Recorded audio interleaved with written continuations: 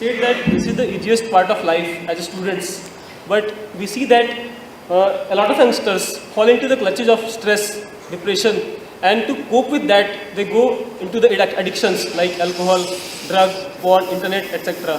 And they think that it will give them relief. I didn't know internet was along with the drugs.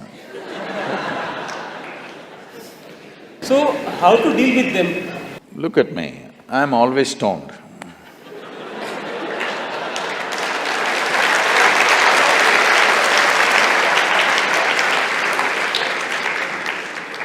Never been on a substance.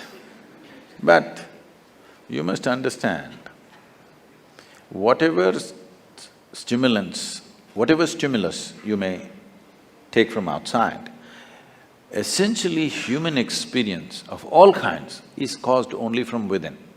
The question is only, are you on push start or are you on self-start? Which is better technologically? Self-start. So, if I teach you, suppose I teach you that you can simply sit here and be totally blissed out, more stoned than anybody on the campus. At the same time, you're fully aware. Would you go for it? Would you go for it?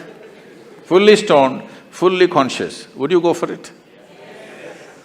See, the only problem with your alcohol, drugs, everything is not a moral issue.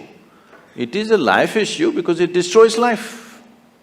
It's not a morality that this is good, this is bad, that's not the point. The point is it makes you incapable in so many ways. There was a certain Israeli scientist who was researching on marijuana or cannabis.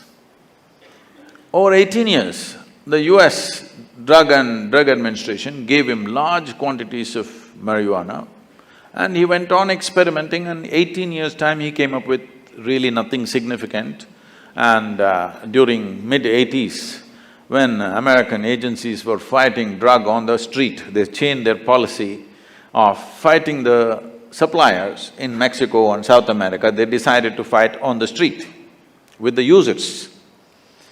So they said, somebody said, this is not right, you're giving this man such a big stock, we don't know what he's doing because he's not produced anything, 18 years of research. Then he moved to Israel. The Israeli government looked at his work and they decided to give him big stocks of marijuana. And after another 3.5, 4 years, he came up with this. He found that in the human brain, there are millions of cannabis receptors. Then he threw this question to various disciplines. Anthropologists tried to look at it and say, at some time in history, maybe every human being was smoking, that's why there are receptors. Then they said, this is rubbish, because in many parts of the world it was not there. Even an Eskimo has cannabis receptors where he has never seen anything like this. Then various things happened, then the neurologists came up with this. They said, always the human brain is waiting for the cannabis, that which causes intoxication, not waiting for it from outside. It can generate from within, that is why there are receptors. So, this is something that we have always known. I can show you, I'm there always, but you look at my eyes, I'm always stoned. But as aware as anybody can be. If you do not know intoxication in life, you will never know a sense of abandon. If you don't have a sense of abandon, you will never walk full stride in your life. You will only walk half steps all the time. Only when there is no fear of suffering, because you're highly intoxicated and fully aware.